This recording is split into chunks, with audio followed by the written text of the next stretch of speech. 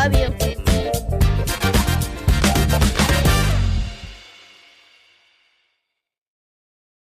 All right, everybody. Here we go again with another episode of Brad and Mira for the Culture, the Other People Show's weekly pop culture digest. I am Brad Listi, and I'm in Los Angeles, joined as always by my fixated and aggressive co-host, Mira Gonzalez. Hi, Mira. Can you tell we talked a little about politics before we started recording this? By the way, never get into a political debate with Mira Gonzalez. It's pointless. Yeah, I'm feeling like Angry Adam doesn't quite know that yet, but he will soon. So stay tuned for that. So what are we talking about today, Mira? Today, we're going to talk about a wide variety of interesting pop culture news items. There has been a death that is greatly affecting to Brad, so we will discuss that one. We are going to discuss Beyonce's dad and Beyonce's money. We're going to discuss reality star, could you call him that? Reality star Spencer Pratt's announcing a run for LA mayor. We're going to talk about Cher absolutely humiliating Dax Shepard to his face. And then we're going to talk about the Golden Globes. We have a whole recap coming for the Golden Globes. So stay tuned for that, beloved listener. The double G's. That's right, the double G's. GG, good game, Golden Globes. Today's episode is brought to you by Live Right Press, publisher of the novel Eating Ashes by Brenda Navarro. This is an award-winning novel about separation, migration, and love left behind. It is the official January 2026 pick of my book club, the Otherppl Book Club. Go sign up at otherppl.com. Get a new book delivered to your door every 30 days. I interview book club authors right here on the program. Eating Ashes by Brenda Navarro is masterfully translated by National Book Award winner Megan McDowell, a past guest on this program, and I'm going to be in conversation with both of them in the not-too-distant future right here on the show. So check it out. Again, the book is called Eating Ashes by Brenda Navarro, available from Live Right. Sounds like a great book, but I gotta be real with you. For the first one half of that, I thought that you said eating asses, and I was like, that is a crazy title for what this book is. It seems like such an effective, meaningful book. And then that title, crazy. But no, it's Eating Ashes, which makes a lot more sense. Mira's new poetry collection, incidentally, is going to be called Eating Asses. I mean, at least that would be appropriate on some level. Although I don't eat ass, to be clear. So thank you for clarifying. You're so welcome. So I also want to give a quick plug to DeepDive. DeepDive is a learning platform. Deep dive! It creates in-depth audio courses. And there are currently 3 writing courses available. I am the host of each of these courses. They are how to write a novel, how to get the reader on board, and how to write autobiographical fiction. We got 3 whole courses, people. You can buy 3 courses from DeepDive, and it's worth it, and it's a good price. How to write a novel is more than 50 hours in length. It's the flagship course. 50 hours. That's almost more than 2 days. It features more than 50 hours of content and nearly 4 dozen acclaimed contemporary writers. And you can check it out over at www.deepdive.audio. If you're working on a book and you want to make 2026 the year that you get it done, DeepDive is a good option to help keep you motivated. DeepDive.audio. Check it out. Go to DeepDive.audio. It's a good company. All right. So how's your week been, Brad? What's been up? I had a cold. Oof. Yeah. And it was sort of strange because the way that it originated was I felt like an allergy attack, and I don't even know what that feels like because I don't have allergies, but I had a burning sensation, kind of in the corner of my eye. I felt like I was going to sneeze or something. And then I got this cold that was fairly intense for 12 hours. So much so that I took cold meds before bed. That's how annoying it was. Crazy. Yeah. And then I woke up and I was fine. So, okay, here's what I'm going to say about this. Men always say that they don't have allergies and that they aren't allergic to anything and they've never experienced allergies, and they're all fucking lying.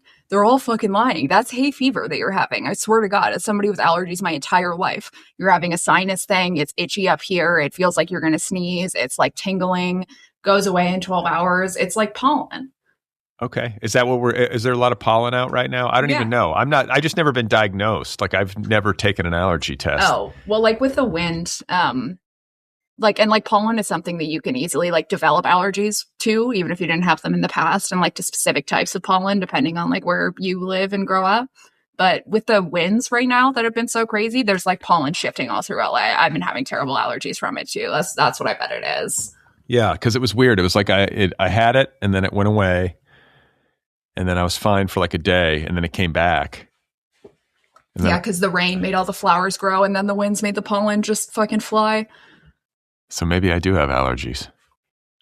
Yeah, Tyler insists that he doesn't have allergies too. He'll be there like sneezing with red eyes and be like, I feel fine except I'm sneezing. And he'll be like, it's not allergies. Otherwise, I don't know. It was a normal weekend. I went to the farmer's market. It was fine. I'm kind of a regular there, so I know all the different people. What do you normally get? What's your like routine? I get like greens, and I have like a hummus lady. Mm-hmm. I have a lady that I get Italian food from. Love that. I have my like avocado dealer and kale dealer. Mm-hmm, mm-hmm. And then I have my berry guy. And it's all good. You know, I kind of like the social aspect of it. I like the routine.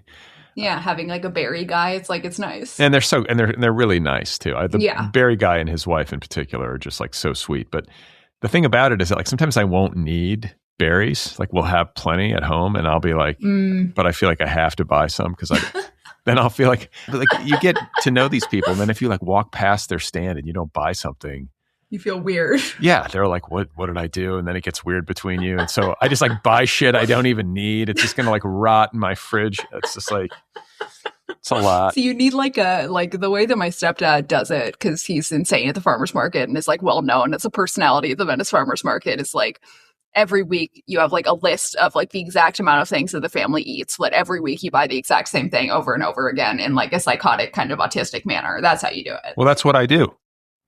Okay, but sometimes it's like they just didn't eat the berries and you don't really need new ones, and it's like that, or like week by week. That, or like Carrie will go to like Trader Joe's and get shit and it's like doubled up, and you know, I don't know. It's like a little bit chaotic, but I just feel like a little bit resentful that like I can't just like go to the farmer's market and not buy stuff I don't need without having to feel like terrible about myself.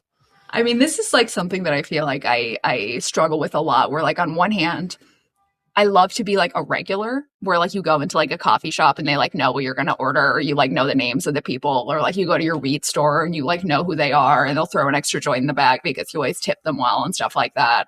But then I'm also deeply antisocial. And so it's like, okay, if I create a situation where I have to socialize every time I go to the store, then like, what if I end up going to the store less because I don't want to socialize? It's like a very difficult balance. Yeah, I kind of feel like that about hiking. Like if you hike, I hike at the same time. And so I'm kind of part of like the dawn patrol, and you see the same people every single time. But if you like say hello to people and start to get to know them by name, then you start having to stop. Yeah. Every single morning and chat. And I'm like, I'm not up there to chat. I'm up there to move. Yeah, it's like 5 a.m. You're probably like not really feeling very chatty. You just want to walk. Well, that too. And so, but I'm also like, I'm working, I'm listening to audiobooks and like reading for my show, and like, it's all the thing. And like, there's this very sweet woman that I see, and well, there's lots of like people who are very nice, but I feel like they might think I'm like rude because I've got my earbuds in and I'm like very focused because I'm listening to audiobooks at like double speed. Right. And I have to concentrate. So I'm like, I don't want people to think I'm like not engaging. Yeah. Yeah. I mean, I feel that for sure. Like I used to go to a yoga class every Wednesday when I was like, like a decade ago. And then I started to like get to know the people in the yoga class, would like chat with them after, and they were all just lovely people. And then I stopped going to the yoga class because I didn't want to socialize people when I exercise. just leave me alone. Yeah, just like I'm sweaty, I'm tired, I'm done. I don't want to do this anymore. You guys all seem nice, but no. So I went to the farmer's market. I nursed some quiet resentment. I bought stuff that I didn't need. And then I took river hiking, and then we went to the Broad. I was trying to do like some father-son activities. Is River a better sport hiking than I was? My disabled child is a better hiker than Mira. Disabled child who walking is not the easiest thing in the world for him to do versus me. I can totally walk no problem, and I was fucking angry within 5 minutes of a hike. River's just a little trooper, just fucking going up the mountain, being happy. Yeah, and then we went to the Broad, to the art museum, which is enjoyable. It's a cool, I love the Broad. Yeah, it's a cool building. So took him there. I'm trying to make Sundays more of a day where I don't work. And you hang out with River? Hang out with my family, see my children. Yeah. Trying to do that, Well, if you're ever going and doing some fun thing with River, you want to invite me to it? I love kid things. You going to Disneyland? I'll get down at Disneyland. I'll go meet all the guys. I'll make a spectacle of myself. No problem. Yeah, when you're as high as Mira is on a daily basis, meeting Chewbacca in the Star Wars pavilion. It's actually thrilling. Being stoned really is kind of a secret weapon for hanging out with kids. As an auntie, as my role as childless, irresponsible auntie, you just get really stoned and then you hang out with these kids and it's yeah, man, we're building a house out of blocks. This is amazing. We're having the best time. Yeah, we got to get mostly red ones to build this house. That's really important. And what about your Lego figurines? Why don't we involve them? It just works out. So I also feel we need to issue a correction, Mira. Last week we were talking. There we go. It begins. Last week we were talking about Trump kidnapping Maduro, the president of Venezuela, and you were he's a democratically elected president of Venezuela, and we finished the episode, and it occurred to me that I know basically nothing about Venezuelan politics, and so I was reading on Wikipedia. And it seems that in the 2024 election in Venezuela, Maduro actually lost, but then refused to leave office. And what I'm going to say here is that I am going to disagree with Brad and say that every single election that Venezuela has had for something the last 50 years has been contested by American associations. What was the place that contested it, Brad? The National something? Well, there were multiples. The United Nations. It was Human Rights Watch. It was the Human Rights Watch. Human Rights Watch loves to come in and say Venezuelan elections are incorrect. They said it was Chavez who was beloved. They said it with every single election that has happened in the last 50 years. So I think that I don't necessarily know what's going on in Venezuela, but I'm not comfortable saying that he wasn't democratically elected this last time because the margin was low. It was a very small margin, and the people who said that it was stolen were Human Rights Watch. Well, don't trust. Human Rights Watch, the United Nations, the Carter Center, lots of there's an Organization of the Americas, lots of independent journalists, and it was non-Venezuelan sources who have said that every Venezuelan election is rigged or whatever. So It might have been, I don't know, but I'm not willing to say that it was not democratically elected. And he was democratically elected for sure in 2013. Even Brad agrees on that. Yeah. I'm not saying he was never. I just think that he's an autocrat, which doesn't mean we should have kidnapped him. But I just don't think he's necessarily a good dude. But what do I know? So Brad's issuing a correction about what I said, but I'm not issuing a correction about what I said. So, So yeah, and then Mira, just to complete my Sunday, I forgot to mention that I made dinner for my family. Wow. I cooked. What did you make? Oh, just some vegan rice and vegetables. Yeah, let me guess. It was lentils that maybe if they're lucky, you cooked with that recipe you gave me once. That's great, where it's half red wine, half chicken stock, and you cook, but chicken stock, you probably didn't do that. And then it was kale, sauteed kale, maybe some avocado, rice, brown rice. I'm trying to even remember. I think it was broccoli, Brussels sprouts. What else was it? Rice, cabbage, kale. Oh, and then roasted potatoes. Regular or sweet potatoes? Regular, the little, not fingerling, but little baby golden. The whole little red potatoes. Gold. Okay, got it. But whole potato. Yeah, I cut them up and roasted them in olive oil. It was good. So just vegetables and rice, kind of. Kind of, yeah. I mean, I don't have a very like complex cooking style. Where's the protein? There wasn't any that I can think of. Mm. I mean, you know. I mean, it sounds pretty good, honestly. Yeah, can we just relax on the protein? I mean, look, I'm with you 100%. We need fiber, not protein. Yeah. Like, I think that was like a good meal full of fiber. I would have it for dinner. Like, we got to relax on the protein 100%. Where's the protein? It sounds like my mom. Brad. What about the protein? The protein. Mom, do I look like that unhealthy? Like, I don't look any more unhealthy than you are. So I did that. And I also have to give a shout out to my man, Bob Weir, who died like the age of 78 on, I think, Sunday.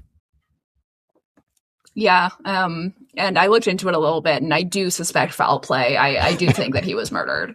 By whom? John Mayer killed him. He couldn't stand the jealousy. He fucking finally got his ass. I mean, honestly, though, it's the end of an era. Like, this really is. I mean, Jerry was the end of the Grateful Dead, but then Bob was sort of carrying the torch. And like, without him, and Phil's dead now, too. So it's like, it's got to be weird to be in a band and like 3 of the members are dead. And then it's just like down to like the last 2 guys. I mean, yeah, when you say it like that, I feel like the era ended several decades ago, actually. They're still a big deal in the culture. It's like, I feel like it's in some ways, it's like bigger than ever. It's like weird how it's kind of. I guess just like a culture that's kind of like so separate from the culture that I engage in that I just am not aware of it. Yeah, I mean, that's the thing. The algorithm tricks you sometimes into thinking things are bigger than they are. Yeah, I mean, like if you're like doing a lot of Grateful Dead searches and stuff, it'll probably be like Grateful Dead, huge, but I'm not doing that. I don't think I search. I think I just stop. Like the thing is, if you stop on, that's what I do. That'll and so do then it. It just keeps serving me up like old clips of like Jerry, like just like looking like shit, just like sweaty and just like so unwell, you know, and like he's sweating through his t-shirt, just like on stage. But you know, he was pulling some of like the hottest girls of all time. Like his like sweaty fat ass was like going backstage and had like 4 of like these like long blonde hair middle part, like wearing like feathers or whatever the fuck they do, just like ready to fuck him every night. Yeah, he's kind of living a lot the of dream. riz, as the kids say. He did. He had the riz. It's true. And he was also like a safe crush. Like he was a gentle giant. You know? He was safe. That's true. It's like having like the safe member of NSYNC be, I can't remember his name, but you know, there's always a safe member of any boy band, and the same is true for Grateful Dead. So I was thinking like, this is kind of morbid, but I was like, I feel like maybe Mickey Hart is probably going to end up. It's like a question that kind of crosses my mind from time to time. Like, who's going to be the last one to live? I honestly thought it might be Bob since he was the youngest, but. How many are left? 2, the drummers. The 2 drummers are the only ones left? Yeah, and one of them, like Billy Kreutzmann, I feel like has been in sort of like poor health in recent years, so it seems like he might be the next to go. And so that would leave Mickey Hart as like the last man standing. And I was thinking like, how hardcore would it be for him to just go out on tour like alone with just like his drum set? And like you could just have like machines playing all the other parts, like, just like Kraftwerk style. Just have like little like booths where he just pushes a button on each one. Just like the almost, and then like the tour would be called like Almost Dead. Just like that. I would genuinely, if he named it Almost Dead, I would attend it just to get the shirts, just for the merch. The merch would be so good. I mean, listen, don't put it past him. I feel like these guys just they're going to keep going in some fashion. Like, I don't think they're going to just sit on their hands and like sulk. When they all die, the estate should put out shirts that say actually dead instead of Grateful Dead. Well, I mean, and then like, what's John Mayer? I feel like John Mayer and like Jeff, like the guys from Dead and Company that were not in the Grateful Dead, you know, like the younger people who played like O'Teal, Bainbridge. And what are they going to do with their lives now? Well, I think I bet you they've had the conversation with Bob. Like they were probably like he probably gave him his blessing, like keep playing the music if you want to after I'm gone. But like that would be so weird and like kind of pathetic. Maybe to do that. I don't know though. There's like, I feel like there's like a strong hunger from the audience to keep the thing going. And so the question in my head is like, what do you call it? It's kind of like doing a Vegas residency. Like if you're I don't know, Britney, and you're like doing a Vegas residency, like, you know, playing all of your hits and like to people who like are just like your own core fan base. Like that feels like what the Dead and Company kind of will be going forward. It's like John Mayer, not a lot of members of the Dead playing like their old hits to people who like want that experience right now. Well, okay, first of all, they only had one hit in their whole career. That's stretching it. Yeah, I mean, Touch of Grey did chart, but like I feel like the Dead, like their catalog is like so big, and it's kind of its own thing, and so they're just going to play that catalog. But I was thinking, like, what do you call? Like, it's not going to be called Dead and Company. It might be called like postmortem, or like just Dead. Be called Dead. Like they'd be called like the Afterlife, or like I don't know what they like. What do you call like the post, like the totally post dead? Post-dead? Like, yeah, post-dead. I don't even know what you call it, but I have a feeling it might not be soon. Like maybe it's like a few years from now, but I think definitely dead. Like really dead. Really super dead. They should like, you know how they like have what is it, like, is it like Stalin's corpse on display, or like Mao or something like that? They like preserved it so that you can like see it like as if it's an open casket. Isn't it Lenin? I think that's right. It's Lenin. They should do that with Jerry and just bring him up to play every single time. Just like put him in the position he would be and just kind of let him sit there. Well, Jerry was cremated, so that's not going to happen. Damn. But he, after like Jerry died, and I think after he was cremated, I love how you know that he was cremated too. Like you're like just like, oh yeah, I know exactly what they did with Jerry Garcia's body. Well, I've read books about the Dead, and like they talk about it, but Bobby Weir had a dream that like, was it Jerry like asked him to sprinkle his ashes in the Ganges, or he had some sort of dream. What's the Ganges? It's the river in India, like the holy river that runs like through India.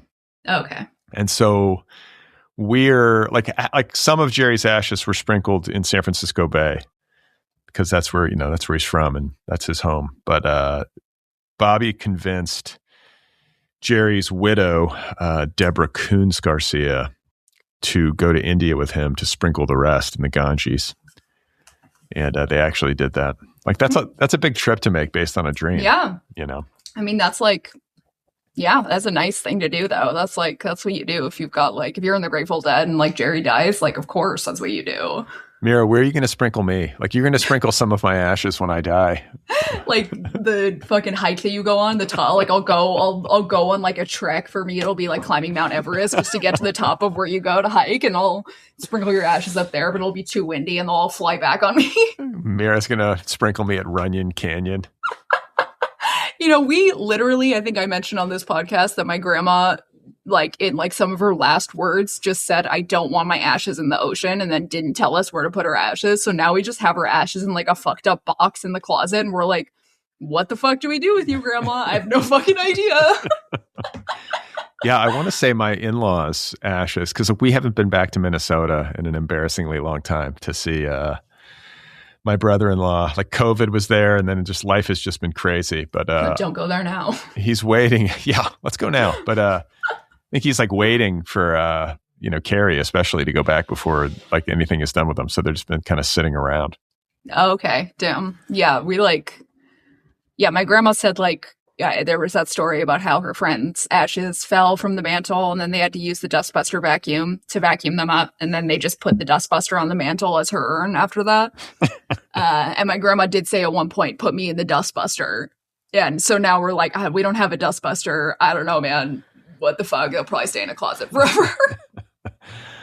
I want you to sprinkle me. I want you to have to go to like the Ganges. I want you to sprinkle me somewhere like mystical and cool like that. Like I'll be happy to do that, but you have to leave the amount of money for the ticket and lodging in your estate to me. Yeah, I want you to have to go to like what's that like ancient like ruin in Peru? What's it called again? Machu Picchu. Oh, yeah, Machu Picchu. I want you to have to hike to Machu Picchu to sprinkle me among the gods. Look, you pay for lodging and for transport, and you know what, Brad? Mark my words, when you die, You pay for lodging and transport, and I will sprinkle your ashes on Machu Picchu for some reason. Yeah, I'll have to pay for Mira to be carried, like on like yeah, like there'll be like what do you call those guys? But you'll be like old royalty, you know. You'll be in some sort of like chariot thing that they carry. right, yeah, like with like muscular men like carrying each side of it. Yeah, it's like luxuriate. Yeah, as you like smoke weed, and, like eat. So anyway, what's up with you? How are you doing? Well, let's see. So this week, it was my mom's birthday, so happy birthday, Laura! Happy birthday, Laura! We love you. January 11th, best day of the year. Also, my great grandma, rest in peace's birthday is January 11th. She was perfect, and we love her. So happy birthday, Betty! We showed my mom finally the JCPenney photo shoot that I did with all my siblings, where we wore matching khakis and polos, which was very funny. The reaction was very surprised. We surprised her, which was the most satisfying part. So that was fun. Then while I was over there, I lost or thought that I had lost a bracelet that Tyler got me, which was a pink sapphire tennis bracelet. And it's certainly the most valuable like piece of jewelry that I own after my wedding ring. Which is, I mean, not that much valuable, but it's worth money. And it's like a very, very nice bracelet. And I thought that I lost it and I had a panic attack and I fucking searched everywhere in my parents' house and I couldn't find it anywhere. And I was like, what the fuck? I searched the driveway, everything. And then I came home and I fucking tore my apartment apart. I went outside with a flashlight. I was looking everywhere.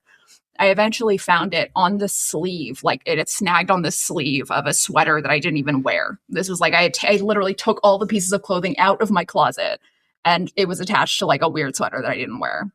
So I found it, but it felt very Carrie coded. Yeah, I seem to remember. I was going to say, like, except for the fact that like you found yours. Thanks for rubbing it in.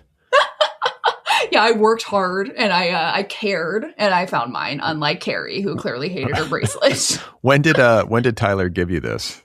It was Hanukkah, actually. It was like the first or second day of Hanukkah. Of this past year? Yeah, this past year, recent. I did a very classic wife thing, which was I had been like just lusting after I've been really into.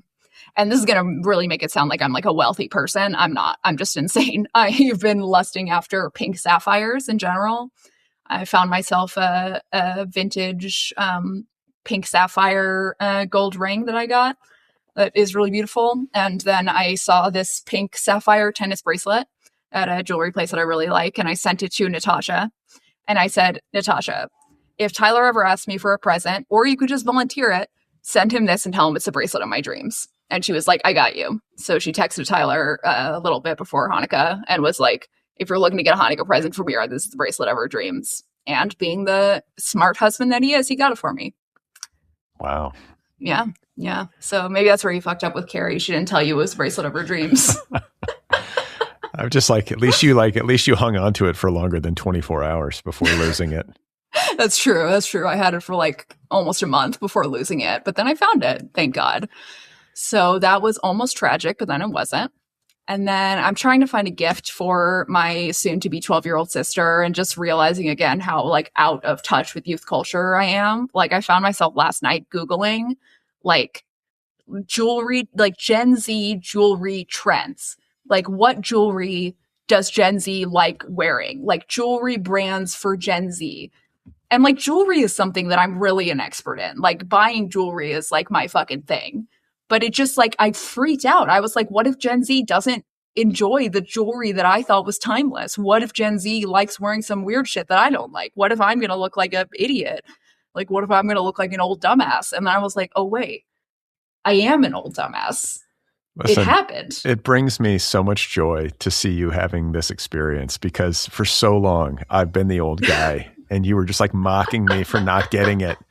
And now there's a generation coming up like beneath two generations. My niece and nephew, Gen A, and then my fucking little sister, Gen Z. And both of them are confusing as fuck to me. I totally understand. Yeah. And like, my hope is that I will be as entertained by the young generations explaining what the fuck is going on to me as you were by me. Because I could tell that you have always been sort of entertained by my own insanity and pop culture knowledge, hence this podcast. So my hope is that I can have that same thing with other people who are younger than me when I'm extremely out of touch, which I already am, apparently. Well, I think it's important. Like, I know that like there's a place for wisdom and like the wisdom of experience. And like, I think we should value people. Wisdom of youth, though. But there's a wisdom of youth. Yeah. I have like this strange faith in the wisdom of youth.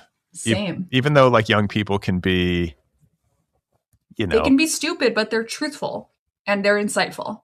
And they're not spoiled. And they haven't been jaded by the world. That's right. That's the thing about it, is that there's a purity to it. And so I never want to be like the old person who like only listens to like the music of his youth. Like the Grateful Dead. Like who's hanging. I don't want to be that old guy who's hanging on tightly to the music that he listened to when he was 19. Yeah, I mean, 100%. Like my feeling is that like, and I feel like people don't believe me when I say this, but I honestly find it like fun and nice and hopeful that like the youth is like, that there's like, they're doing things that I don't understand and that they have to explain it to me. And that I have to be like, what the fuck does this mean? Please explain it to me. Like, I think that's so sweet that like there's a culture for them that I don't understand, but that like they're willing to explain to me. That I love it. I love learning. They can be annoying too. We also they can be annoying as fuck. Yeah. I mean, I went to my sister's music recital, I think I mentioned, and like her mom pointed out to me, like, see, like that girl, she's like the main girl of the class. And I was like, great. I'm going to start actual beef with an 11-year-old. I'm ready. Like, let's fucking go. I'm going to fucking fight this girl. Yeah. So they're not all nice. And like, you know, they can be like, they have like these like, be obnoxious. They're like the sensitivities. Like, I'm Gen X. Like, we just like. I like listening to the sensitivities too, because there's also a lot of non-sensitivities. These kids will joke about school shootings in a way that makes me so uncomfortable. Really? Oh, yeah, because they've been through it. So it's like they're allowed to. They know what it's like. And they'll just like make jokes constantly. Like, that kid's going to tell you not to show up to school tomorrow. Like, you're going to like make friends with the school shooter. He's going to text you, don't show up to school tomorrow. Like, just like jokes about school shooters left and fucking right. 9/11 jokes, they love those. I like how you're tuned into this. Well, my best friend is a high school teacher, so he helps me understand a lot of what's going on. Yeah. That's the thing. If you're a teacher and you're constantly in touch with like young people as they cycle through, that's a good way to stay young. It is, yeah. And like, honestly, I always ask for updates from him just because I want to know what the youth is up to. And then besides that, we had the craziest thing happen the other day where our landlord comes frantically knocking at our door. And he's like, Tyler. And we're like, what the fuck? And we open the door. And he's like, and he's with a UPS guy. And he's like, Tyler, like there was a guy and he was out there and he wasn't you. And then he took your package, but he had an ID and it was you. And Tyler was like, whoa, everybody calm down. Like, slow. Like, what the fuck happened? And they explained that there was a package that was delivered. There was an Apple computer was delivered that Tyler did not order. It was through his company card. And I guess what happened is that the UPS driver showed up with the package. There was a guy waiting outside ready for it, showed the UPS driver an ID that had Tyler's name and address on it, but had the guy's face on it. And then the UPS driver was like, okay, here you go. Here's your package. But our landlord happened to be doing repairs in the unit upstairs and saw the guy. And he ran outside and asked the UPS driver, like, what was that? And he was like, that was like a package for Tyler. And our landlord was like, that's not Tyler Madsen. And they were like, holy shit. So they came downstairs in a fucking panic. And we're like, what the fuck happened? And we still don't really know. We don't know how he knew exactly when the package would arrive, or like how he was just like suddenly there, like waiting for the package without any of us noticing that he was just standing on our porch. Like, was he like hiding in the bushes or something, like waiting for it? We don't know how they ordered the computer. Like, we don't know anything. And like the UPS driver, like, has been like coming back with like, you know, letters or whatever and like updating us, being like, I talked to my supervisor, like blah, blah. Like, he is like dedicated to solving the mystery almost more than we are. So wait, some guy ordered a computer to your house to Tyler Madsen and then intercepted it when it arrived? Yeah, correct. And then when the landlord came out and was like, that's not Tyler Madsen, the dude was like partway down the street and he was like, hey. And then he started running and got into a white van and drove away. Oh, okay. So yeah, I think it's probably somebody who just like looked at your mail, got the name, ordered the computer using a stolen credit card, but ordered it to your address and then tracked it. Ordered it on Tyler's business card. So it was like on Tyler's credit card. Somehow he got access to Tyler's business credit card, ordered a computer, and then came here and stole it. Yeah, tracked it and like they saw that it was out for delivery and then just parked his van and waited. Yeah, I mean, we didn't see like a van outside. Like Tyler goes on walks up the mountain every morning and he didn't see any van that was waiting outside. But like there must have been one somewhere, like just circling or something. The guy came this morning to drop off Tyler's new credit card and gave an update where he was like, yeah, like I had my supervisor check the cameras on the back of the truck and they noticed that somebody had been following me.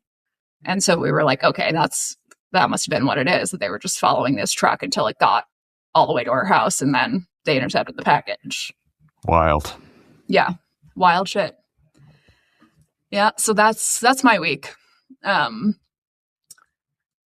my week. Not that exciting, but you know, the identity theft was pretty exciting. Canceled all the credit cards and everything. And there hasn't really been an issue since then. Got our money back. So it seems fine, but certainly weird that somebody was on our porch with an ID that had Tyler's name on it. They better not steal your bird feeder. That's all I got to say. If they steal my fucking bird feeder, I mean, I'm going John Wick on them if they steal my bird feeder. If anybody fucks with my hummingbirds, I'm going Kill Bill. I'm coming back 15 years later to get your daughter. Like, that's it. I'm still waiting, by the way, for my first sighting of the mayor on that camera. I need to figure out how to fucking get the camera set up it's like sitting in our yard and it's like, there's like Tyler's been busy with work, and frankly, I just outsource every tech thing to him, and so I just need to keep reminding him. Yeah, you've got a live-in IT guy at your house. Yeah, like at first I was like, oh, I can set this up, and then I was like, wait, no, Tyler will set this up, and so I just need to keep bothering him, basically. All right. Well, I want to say we have Angry Adam. Is he back? I think he is back. He is back, but before that, we have what I guess might be a Brad Learns. I've got a complaint that I want to file about Brad. So Brad Learns / Brad complaint. Brad, you need to start watching The Traitors immediately because we need to be doing recaps on every episode. It is a cultural phenomenon. It is deeply important. It is hilarious. It just like we're doing a pop culture podcast and we're missing out on a massive pop culture moment that we need to be getting in on. I don't even know what it is. What is The Traitors? Well, this is the Brad Learns portion. Brad Learns.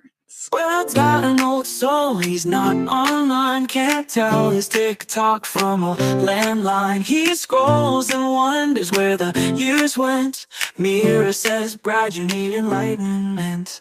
So The Traitors is a reality competition show hosted by none other than Alan Cumming, wearing the craziest outfits you've ever seen, in a Scottish castle where they get reality stars from, and not even just reality stars, like the last one featured a disgraced British politician.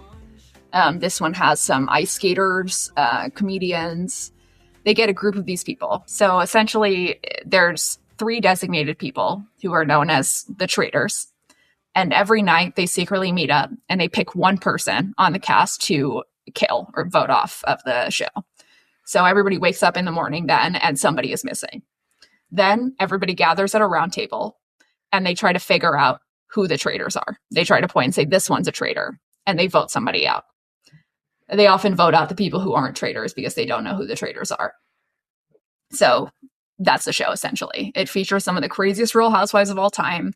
Features Travis Kelce's mom, Michael Rappaport, several Love Island stars, several Survivor winners. It's look it up. It's a cultural phenomenon and you need to start watching it. We're going to have to do recaps every episode. And I just kind of, it's just part of the job description. So I wonder if Hilaria is going to end up on The Traitors. I feel you know what? She might. She's probably gunning for it right now. It's like the best way to rehabilitate your public image, like maybe ever. What channel is it on? Peacock. You can log into my Peacock. I don't have Peacock. Yeah. What? You can use mine. By the way, how fucking annoying is that? The name of it is Peacock. I mean, every streaming service bothers the shit out of me. It's like, how many do we need to have? There's too fucking many. We just need to consolidate this shit. It's ridiculous. Yeah, it's called cable. We used to have this. What is, how many streaming services do you subscribe to? Oh my God. Well, a lot of them I just like log into other people's, but like, so I'm not sure which ones I actually pay for, but I have like Paramount Plus, Peacock, HBO, Hulu, and Netflix, but like half of those are like my parents. Yeah, I only have Netflix and Disney Plus and HBO. Right. Those are like largely for the kids and then watching one battle after another. So I believe we do have a audio clip from Angry Adam, who might be particularly angry this week. Let's listen. Hey guys, it's Angry Adam. Happy New Year. You know what? Both of you fucking morons go suck my dick. You're both fucking idiots. Mira, just because you call it THC doesn't make it not pot. Do you know what I'm saying? Like a fucking junkie who calls heroin medicine, it's still heroin. You know what I mean? You're a fucking drug addict. I hope every one of those stupid fucking buttons represents a new UTI for you in the new year. This is my New Year's resolution, by the way, I'm making it right now. Brad, you once again get out of all responsibility, making Carrie take your entire corn-fed white trash family to fucking Disneyland while you stay home and beat off to old episodes with Tao Lin and Blake Butler doesn't mean you're working hard. It just means you're a piece of shit father. Also, what did I want to say? Oh, I wanted to say that the movie of the year is not the Leonardo DiCaprio movie. That movie sucks. Or it doesn't suck, it's just not that good. The movie of the year is Train Dreams. That is a great fucking movie. That movie had me crying harder than someone who pays full price for a deep dive. That's how hard I was crying. Brad, hearing you ask if women had a urethra. What's next, Brad? Do you want to know? If women can have an orgasm? You should just ask. Don't be afraid. Ask. There's more time for Brad to learn.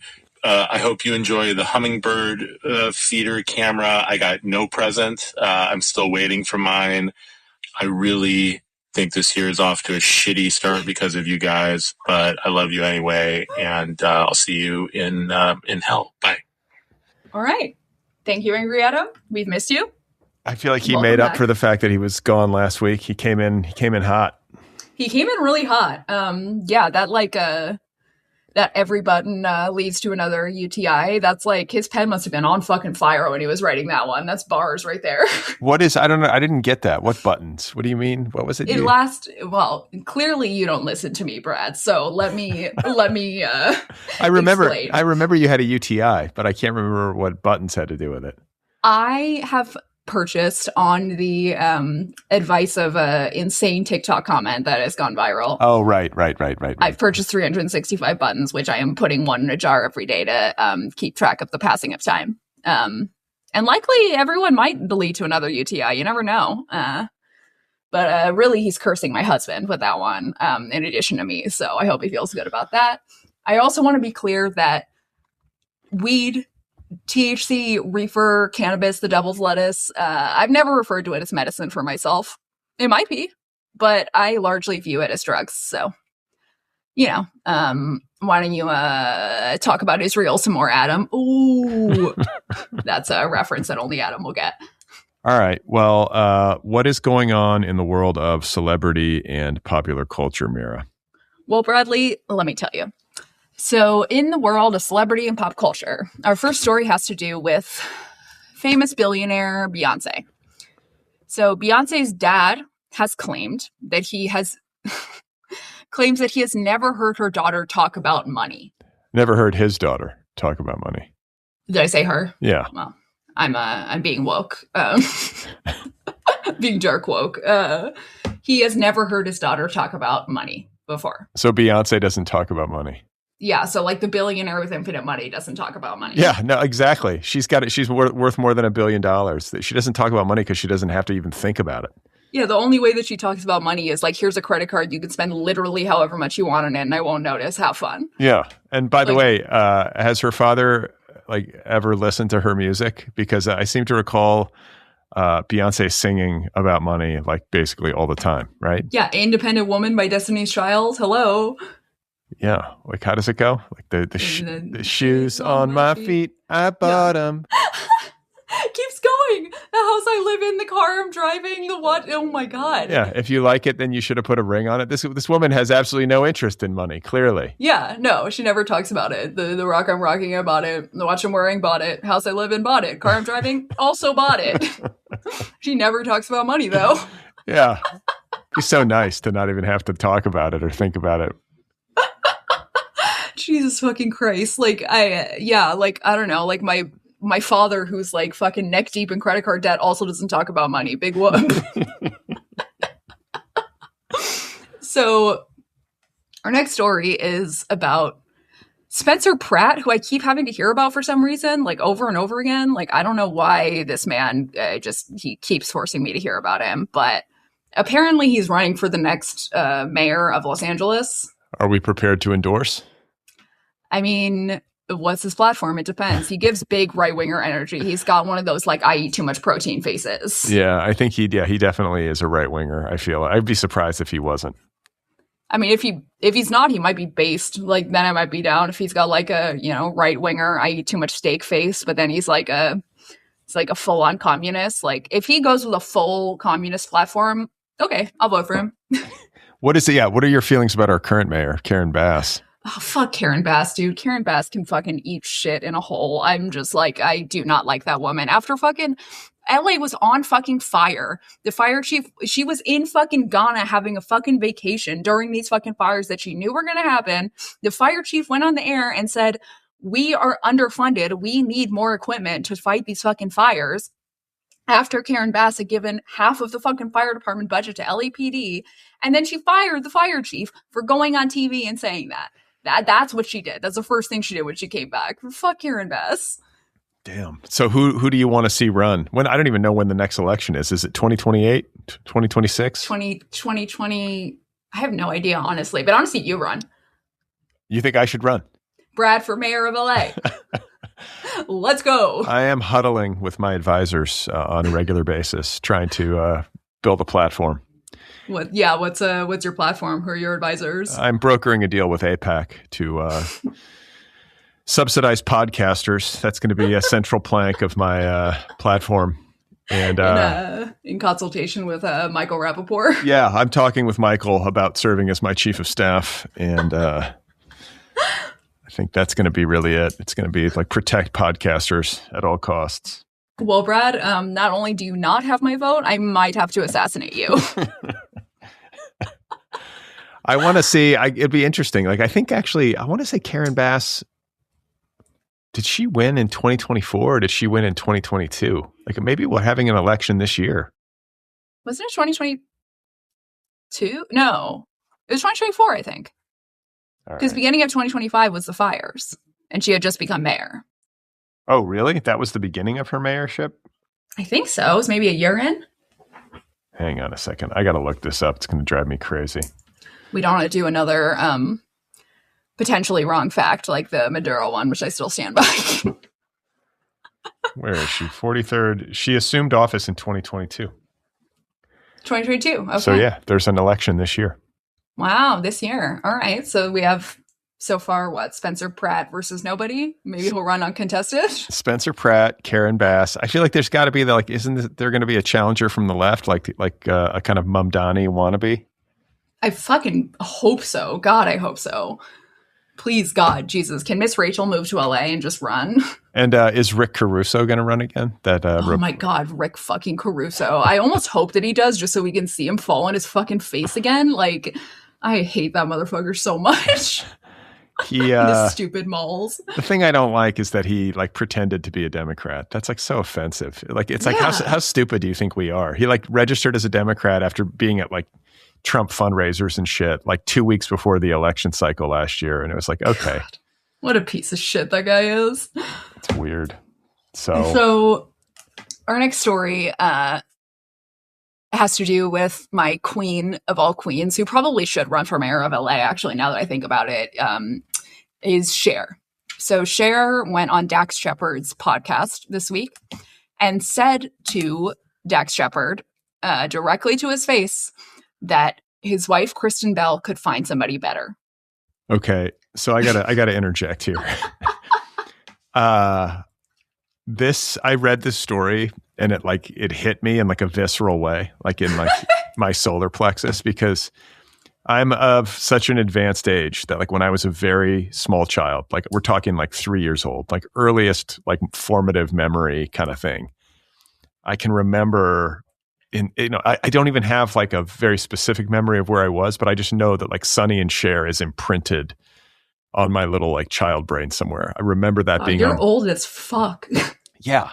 And Cher in the 70s was like so hot. She was like in her prime. She's wearing like she was so hot. I don't think anybody's ever been hotter than Cher in the 70s. It's insane. Yeah. She's like got the gold, like sparkly dresses on. Yes, and the long hair, just like, oh my God. And she's so beautiful and then like kind of funny.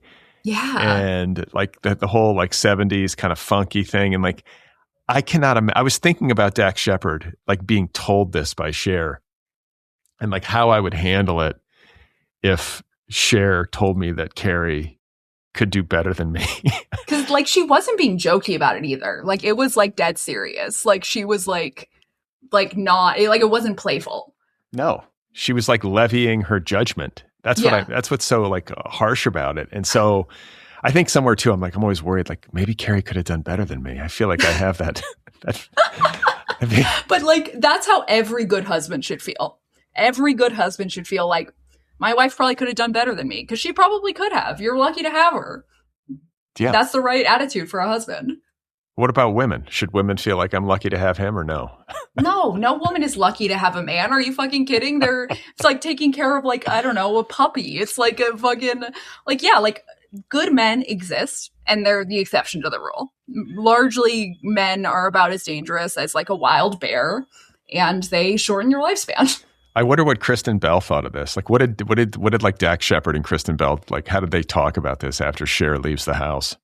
Honestly, I would bet that Kristen Bell is like now like walking on eggshells and like doing a little dance trying to make Dax Shepard feel better about it.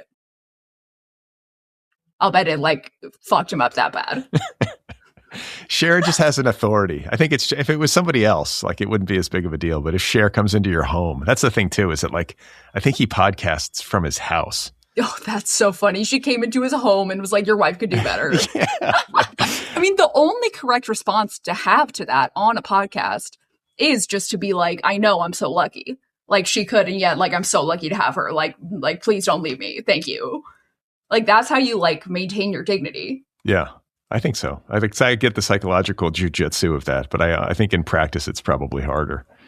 Yeah, probably. But I don't know. If you're a wife guy, I feel like wife guys are always saying that anyways. It's like the automatic thing that they say. What is the male equivalent? Like if a man celebrity came to your home and was like, wow, Tyler could have done way better. Like what would be the man celebrity who would have a similar impact on you, cause you to like... If any man in the world said to Tyler, you could do better than Mira, my instant reaction would be like, you're a piece of shit and I hate you, and what you say literally doesn't matter and has never mattered to anybody, not even your own mother. You have a face not even a mother could love and like a brain that belongs in the gutter. Your brain looks like a chicken breast and I hate you. If my own family said that, that's how I would react. Jesus Christ. My own brother could say that and I would fucking lose my shit. All right. Well, Cher, too, I want to say, is either married to or engaged to or dating. Isn't she dating some guy in his 30s? And she's like, yeah. She's 80 something. She's dating a 40-year-old and she is 80. So 40-year age gap. And like age gap relationships, problematic, or I don't know. It's chic. I think it's really chic. I think that whole relationship is incredibly chic. I feel like there's a lot of that. I mean, you have Madonna dating, I think, a much younger man. Mm-hmm. Trying to think of who else out there. Well, I mean, like we've seen it reversed a million times. Al Pacino and his young wife, Bill Belichick, like that's everywhere. Yeah. I'm trying to think of like women. The women, it's like more recently happening and like has been in the past less common probably for, misogynistic reasons or whatever. But my feeling about age gap relationships is that they're either insanely weird and fucked up or like incredibly chic and nothing in between. Yeah, I kind of get that. I guess like there's no rules. That's the thing about all's fair in love and war, right? Like when they're both adults, there's no rules, right? It's like if both people have their frontal lobe developed, it's like, what can you really say? If it works for them, it works. Yeah, God, it's so funny. Like I was walking in my neighborhood. There's like a homeless guy in my neighborhood that I always talk with. And, one is on Ozempic? No, different one. And we were talking about politics and Trump, and I was like, yeah, the guy's like, he's like sexually abusing children. And this guy just goes off and he's like, well, like if we're going to, like, you got to like think about the times in which it happened and blah, blah, blah. He's like, basically like, it was a different time. It's like, but he's like, he made some good points. He's like David Bowie, like all of Led Zeppelin, like they all were having sex with like 13-year-old groupies when they were in their like late 20s and early 30s and stuff. But like the girl who fucked David Bowie when she was like 15 or whatever came out recently and was like, yeah, I was really young. I really enjoyed myself. And like, I was already sexually active and like, it was fine. Yeah. So like, I don't know. But that's the thing. Like, that's the thing though, is that like, then you take that into consideration versus like somebody who wasn't maybe fine with it or wasn't, or it was like it was like non-consensual. Like, obviously there's differences, but like. Age gaps are consensual. And that's maybe the main difference. Right. It's like age gaps are weird, but consensual. And like, that's like, I think maybe the difference. If it's consensual in an age gap, then it like kind of doesn't matter no matter what. Well, and if it's a child by law, it can't be consensual. Well, right. That's what I'm saying. So like, but I mean, like no one ever, like everyone still like lionizes David Bowie. No one's ever like, hey, I had sex with like a 13-year-old when he was 30, like. But he also wrote Ziggy Stardust, so. I mean, I'm just saying. Some people get a pass, and I guess it was a different time. It was the 70s. I mean, shit was different. He wrote 5 years. He can fuck a 15-year-old if he wants to. He's given enough to the world. But Roman Polanski, he's evil, Absolutely not. Rosemary's Baby was not enough to make up for what he did. So now we move on to what I would say is like the main pop culture thing that happened this week, which is the Golden Globes. So Golden Globes, a lot going on at the Golden Globes. Brad and I both watched. I took a couple of quick notes just at the top, which was like, why were there like flamboyant gay sports announcers talking the whole time? Like there was like a host. And then there were people like, and we see Leonardo DiCaprio is now walking up to the stage. He's got a bow tie on. He is holding a package of notes and he's about to give his speech. Like, why was that necessary?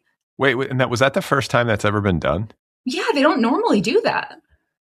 Who was it? It was like just like entertainment journalists or something? Something like, yeah, like people from like E! Or something like that. TMZ, I have no idea. Like just like sportscasters. It was like very distracting and strange and not a good idea. I learned that Emily Blunt and Rose Byrne are not the same person. So that was huge. I personally cannot hear the word Hamnet without laughing out loud. Every single time they said Hamnet, I laughed out loud. I just imagine a ham in a net. I don't know if I'll ever be able to see this movie. I kind of don't want to see it because isn't it about like a dead child or something? It's like it's apparently devastating. Yeah, I don't know. I can't. Like it's like I don't want to see that. It's too much. I get that it's probably great and it's well acted, but like I just life is hard enough. I don't need to watch that. Yeah, I don't need to watch that. And then Tiana Taylor won for something, Best Actor, something or other. And she was great in One Battle After Another. And she does seem like a truly like strange, hilarious person. Like she seems cool. But she was in that movie for 15 minutes. Like that feels a little silly. Well, that's like Anthony Hopkins winning for Silence of the Lambs. He really only had like 10 lines in the whole movie. But 10 of the best lines in cinema history. Well, I mean, you could make the same case for Tiana. She was like really, you don't forget her and you kind of miss her when she's gone. But yeah, I mean, that's true. I don't know if I missed her, but you don't forget about her. She is kind of the core of the movie. It's true. I don't know, but yeah, it's like I wouldn't call her in some ways she is. She's like one of the big pieces. Like she represents like one approach to social justice, and then Benicio represents the other. Yeah, I mean, like she's a rat ultimately, but was put in an incredibly difficult situation and like was the undoing of their entire social movement, which I guess was the impetus for like how the movie existed. So like in that sense, she kind of like set off the events of the entire movie. Yeah, I mean, I feel like most people would rat if they're in that vice. Like some people maybe wouldn't, but like like when they catch that guy and they're like, well, maybe your sister would be scared. I know you're not scared, and then he rats because he doesn't want his sister to get fucked with, and then. I mean, a lot of people would rat. It's true. Me, on the other hand, built different, skill difference. My great grandpa refused to rat on his fellow communist filmmakers, and he had to go seek asylum in Nicaragua because he refused to rat. So listen, I'm built different. When I got arrested in high school for underage drinking, I had to they called my parents, and my dad had to come pick me up, and I had to do like. I mean, this is like the most Midwestern, like right. Yeah, they called your parents. They would be sending me straight to prison. No, I mean, they were like, we were drinking on a golf course, like sitting in a sand trap, drinking, like passing a bottle of tequila around, and it was wintertime. That's so Midwestern. Yeah, so Midwestern. And I didn't have warm clothes, so my buddy had given me like his mom's winter hat and her pink mittens and like her pink scarf. And so I was like wearing this obnoxious outfit, and then we were drunk and drinking tequila, and then we leave the golf course and we're like walking back to my buddy's house. We were all spending the night there, and then all of a sudden my friends just start running, and I didn't understand why. So I'm kind of like running behind them, but not at full speed. And then they all just like jump over this fence like deer, like in a single bound. Oh, yeah. And then you can't get over it. Well, no, I put my hands on the fence to kind of hoist myself and to go to jump. And as I do that, this guy hits me at full speed. Oh, shit. And puts me in a headlock and starts choking me. And he's God. He's like a 50-something-year-old, like right-wing fucking psycho in the suburb, like just like out to get I guess there had been some like petty thefts in the neighborhood of like cars. And this was a very nice. Like a bored Midwestern cop. Bored Midwestern, like suburban, like I'm like making a citizen's arrest kind of guy. And here I am in like a hot pink, like mom hat with like pink mittens on. I'm like, dude, I'm just trying to go back to my friend's house and like fall asleep. And he's got me in a fucking chokehold. He's like, honey, I got one of them. Call the cops, And so she calls the cop. He's not even a cop. He's just a fucking guy. He's just a fucking dude who lives in the neighborhood. What the fuck? So anyway, they call the cops. The cops show up and arrest me, and then call my dad, and I had to like touch my nose like in my dad's headlight. My dad's like in his robe, just like, you dumbass. And so then I get put into the like the judicial system or whatever, the legal system in Indiana, which is like unbelievably like backward and dickish and punitive. Oh, I'm sure. Like you don't want to have to fuck with that shit when you're a teenager. They will make your life hell. And so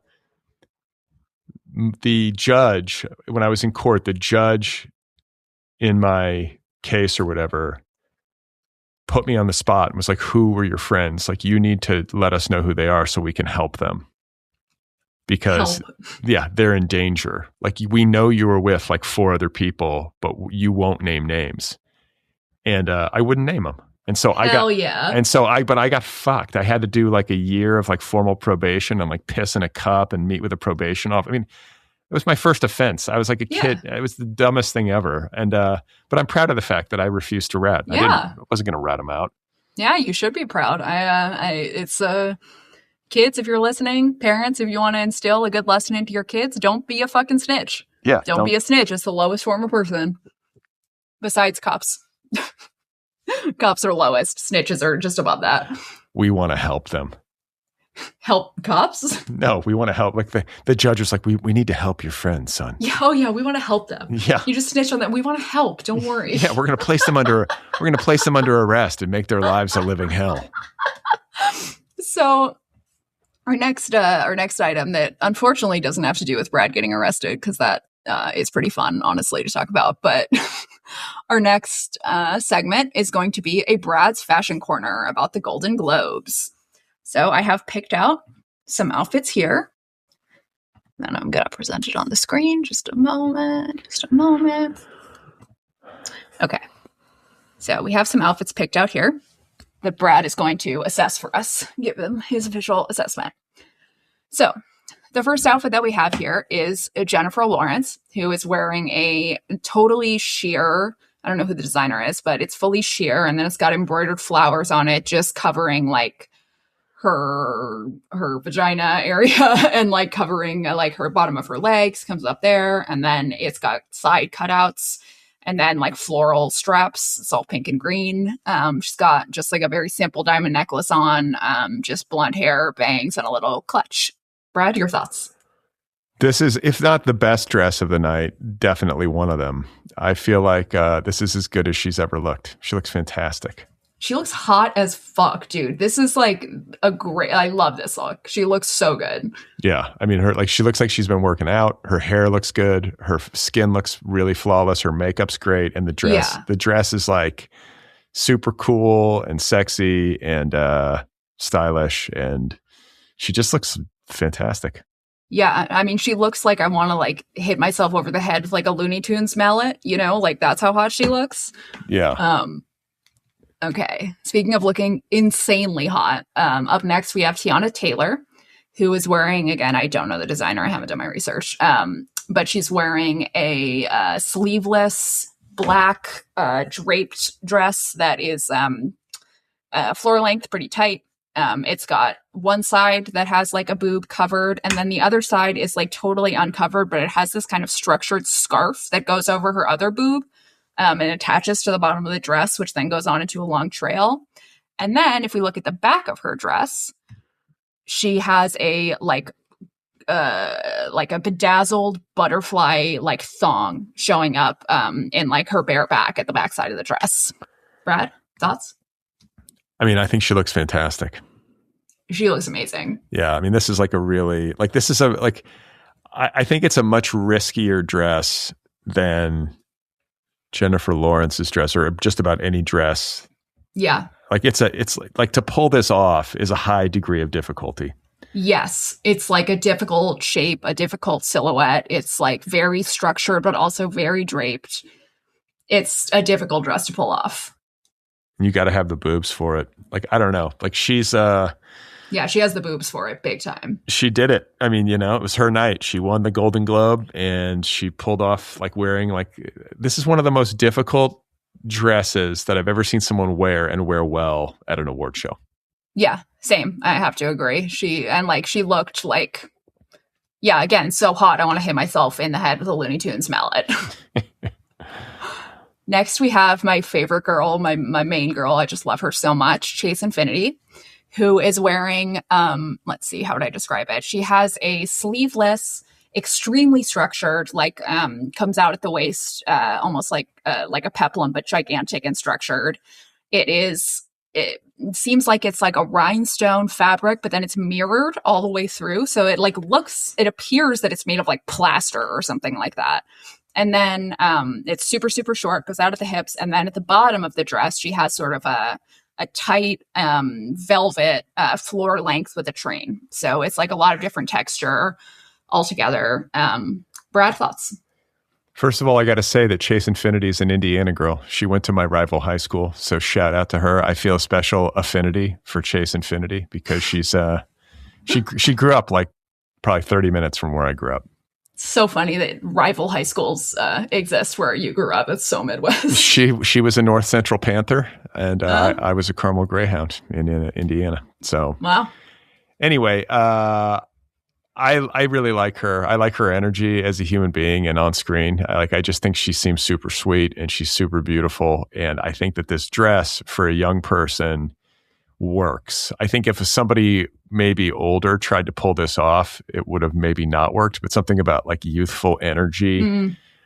It's like, it's a little bit avant-garde, you know? Yeah, it is. The way that this thing looks, but like she looks great. And I think she's wearing the same earring or the same like hair clip or something that Tiana Taylor was wearing. Aren't they wearing the same cross thing? Are they? Look back. I mean, I think like, no, on the other, like I think it's, there we go. See that thing?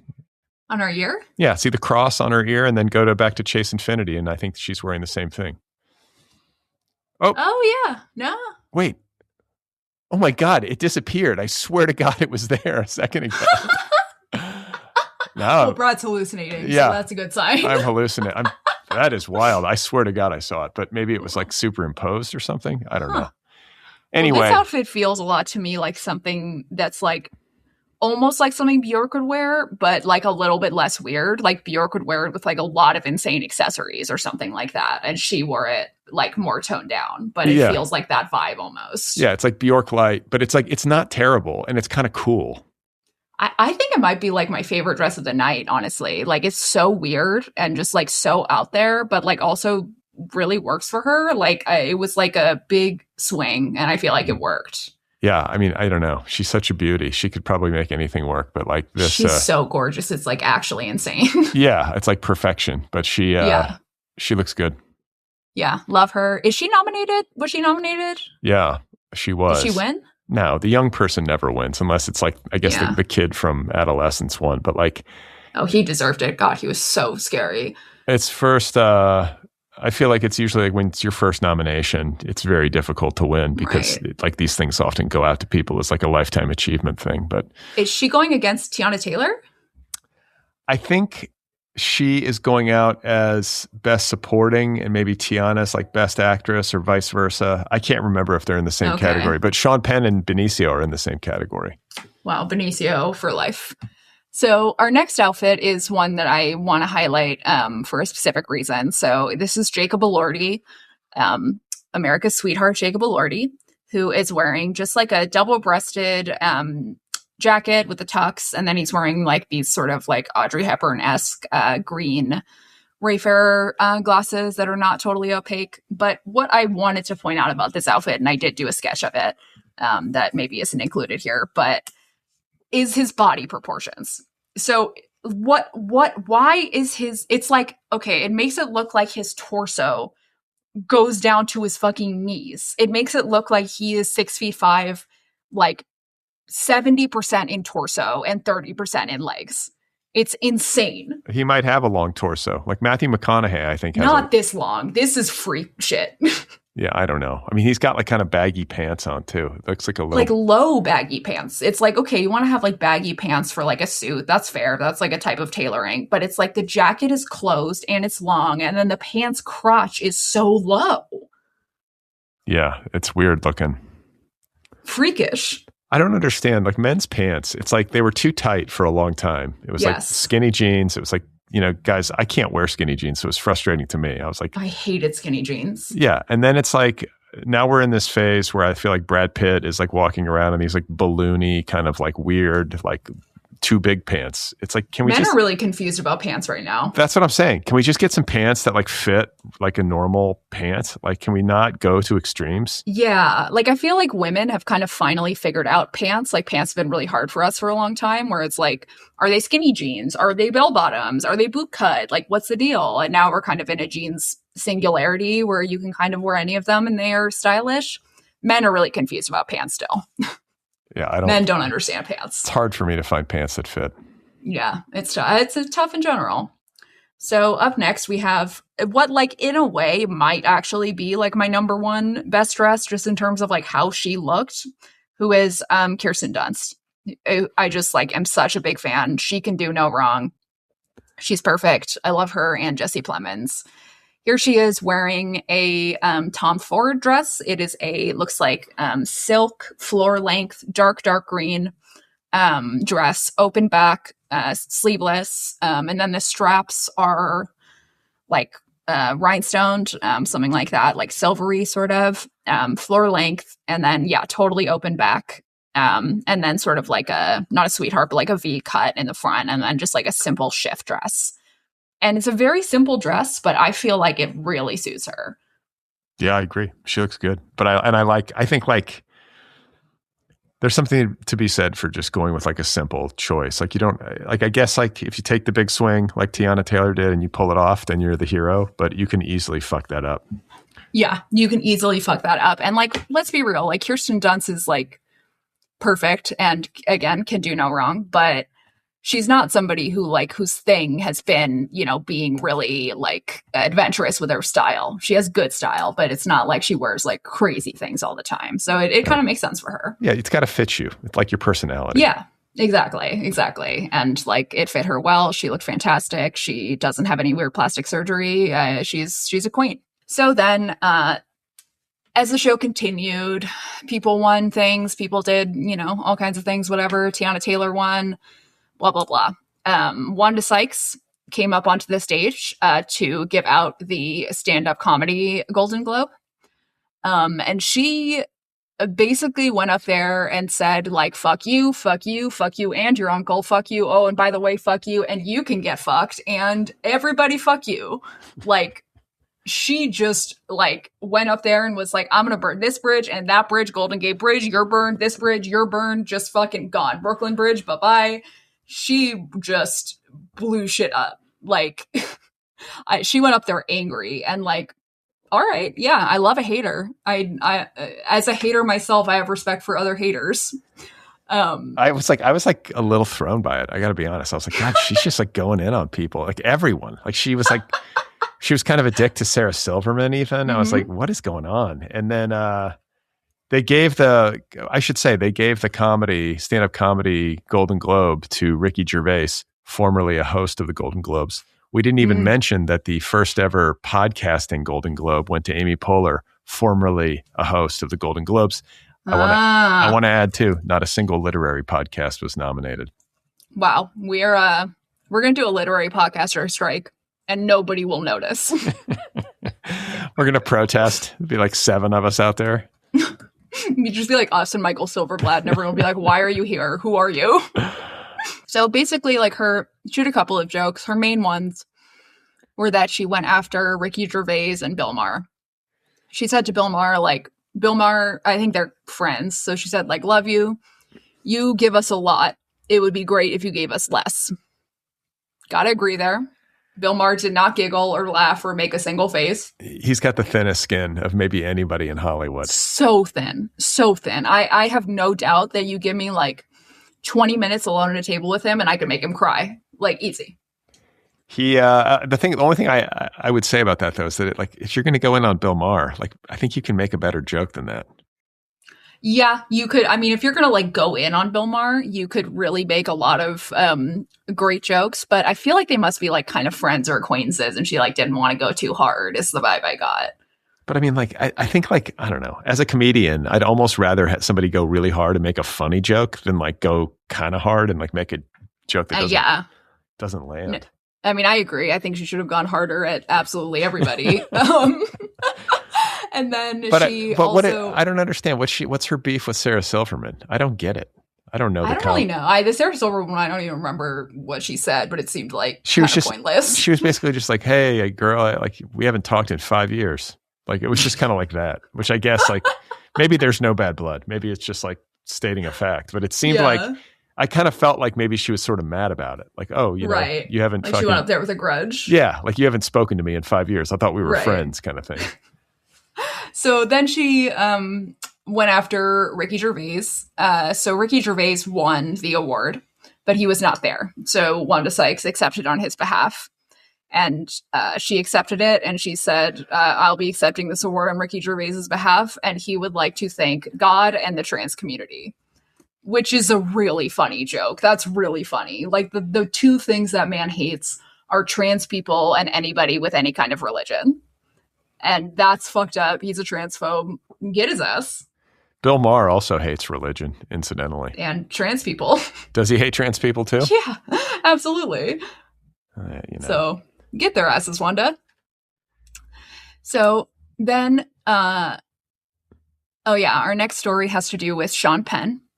who was openly smoking at his table at the Golden Globes. Just had a cigarette lit for pretty much the whole time. That guy, nobody loves smoking as much as Sean Penn. He's like so into it. It's really true. He is so pro smoking, and he just like looks all the time like a stick of dynamite went off in his mouth. Well, it kind of did. By the way, as somebody who loves Chase Infinity and is a fellow Hoosier, I feel like he should not be smoking around her. She's young and precious and pristine, and I want to protect her. Look, I'm with you. He needs to not be smoking around Chase Infinity. I don't care if she's 25. He needs to cut that shit out. She's too young for it. Like, it's like there's something so pathetic about being addicted to smoking. When I was young, I remember my mom saying to me, like, it's stupid to smoke something that doesn't even get you high. And that really stuck in my mind. And it made cigarette smoking seem a lot more embarrassing to me. Yeah. Like, oh, I'm addicted to this thing. Doesn't even get you high. Like, get the fuck over it. And yet, like, I do like that Sean Penn, like on some level, I like that he's out there just like still trying to be like a rebel actor or something. He's a national treasure, Mira. He's a piece of shit. What are you talking about? He's a bad person. Is he? Yeah, he tied Madonna to a chair and beat her. Like, and she's like, it's fine. It's not fine. I'm not okay with anybody tying any woman to a chair and beating her. Okay, Madonna, it's fine with you. It's not fine with me, Madonna. Sorry.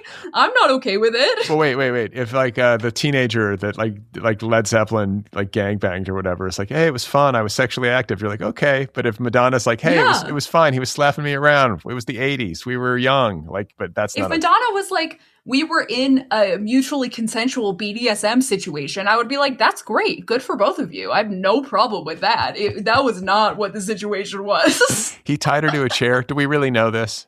Yes, she wrote about it in her memoir, and Sean Penn apologized for it.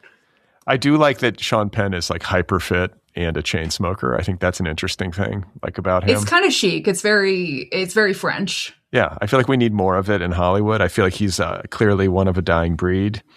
And I want us to try to, like, who is going to be like the heir apparent? Like, who's going to be the hyper fit chain smoker of your generation?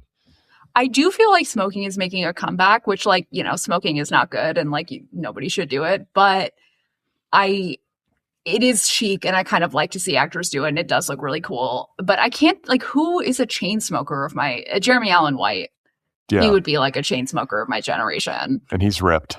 And he seems kind of short like Sean Penn, but he's still like hot in his like own like weird kind of fucked up way. Well, that's the thing. Like everyone's all excited about Jacob Elordi, and like I don't quite. He's our Sean Penn, Jacob Elordi. I don't get it. He's like too pretty. I want like Sean Penn's like use a sexy leather handbag, as Nikki Glaser said. I mean, I can get down with like a weird looking old guy, pretty much more than like a young looking handsome guy, generally speaking. But I understand Jacob Elordi. Like he's like a 6'5", beautiful bisexual man who you know, takes little pictures of people and is like cute and like seems nice and like he's like safe, but he's also gigantic. Like I could see it. I could see it. But that it is a little too pretty for me. I feel like I generally like, for me it's the Skarsgårds. Those are my dudes. Multiple. Yeah, dude, the whole Skarsgård fan. Even Stellan Skarsgård when he was young, like not when he was young, but when he was like maybe like 40 and started balding, that's a good Stellan Skarsgård. Interesting.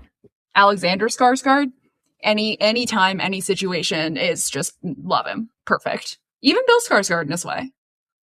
How many Skarsgårds are there? Like 5? I don't know. I feel like they keep coming out with new ones. They're just like every week they're dropping a new Skarsgård. Just can't stop making Skarsgårds. But yeah, anyway, celebrities who smoke.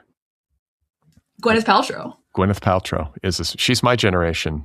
She's the female Sean Penn. She's the Sean Penn of my generation too, though. I think millennials can just sort of adopt her as one of our own. We can do that. We have the power. And then what about Timmy Tim? He won like you predicted. He won Best Actor. He won like I predicted, which was not a difficult prediction.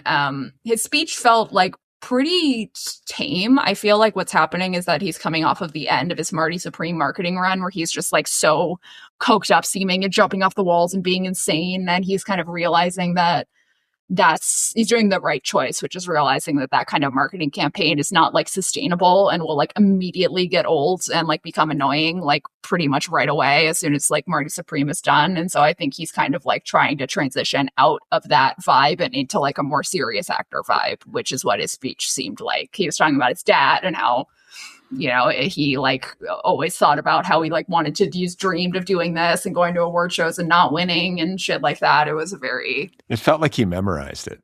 That's what it felt. And it felt like it was written with the help of like professional speechwriters. Like, it felt like he put a lot of thought. I thought he did. It was a good speech, I thought. It was like the Gettysburg Address of Golden Globe speeches. It was well delivered. He clearly like had his lines down. He had his lines down, and it was like less than 300 words long. Yeah. He even thanked Kylie Jenner. He thanked his partner, which is like a very classic move for the Golden Globes, but also like you can tell that the Kardashians had a hand probably in this speech to make it be like, you're going to do a good speech, you're going to transfer into being a serious actor, and you're going to thank Kylie. I don't understand. Like, I feel bad for Kylie because I feel like whenever I see her, like, I wouldn't want to be the significant other of like one of these actors who's on like an award circuit, like just sitting there. I would. I'd show up to that award show fucking stoned as hell. I'd eat all the weird food, drink 20 drinks, fucking inappropriately go woo when like, you know, my partner's going on the stage and wear a fancy dress, go up to any celebrity I want. And I think it'd be great. And I also just don't understand like them as a couple. Like, I feel like she's too much woman for him. He's so scrawny. He doesn't know what to do with all that. No, she's got like these big boobs and she's got this ass. And I'm just like, what is she doing with him? Like, how does that even work? I mean, like, I tend to agree, but in Marty Supreme, he really believably seduced and hooked up with Gwyneth Paltrow. So, like, I don't know what the man's capable of. By the way, it is now being reported that Timothée Chalamet is dating Cher. I just want to break that news. They're in a throuple now. No, Timothée Chalamet is now in a throuple with Martin Short and Meryl Streep, interestingly. Because I do feel like he would be a nice pet for an elderly couple interested in a throuple situation. A nice pet for an elderly throuple. That's so dark and so accurate. And does Chalamet smoke? I feel like he needs to start, if he's serious about being a great one, he needs to smoke. Yeah, he's got to start if he's serious. I mean, otherwise, like, what? He's never going to reach his dreams. Yeah, Bob Dylan, Sean Penn, Gwyneth Paltrow, and Timmy Tim. And Timmy Tim. All right, Mira. Well, we're going to have to start smoking. I know you've got to go to therapy. Like, isn't that? I do. It's like bearing down on us right now as we speak. Yeah, it's just a couple minutes till I have to go to therapy. Thank God I'm going to talk about this episode the whole time. This is just like, it's like chain smoking, talking to me, and then you immediately hang up and then sign on to go to therapy. Exactly. I do the podcast, go to therapy, talk about the podcast. All right. Well, everybody out there, we love you. And bye-bye.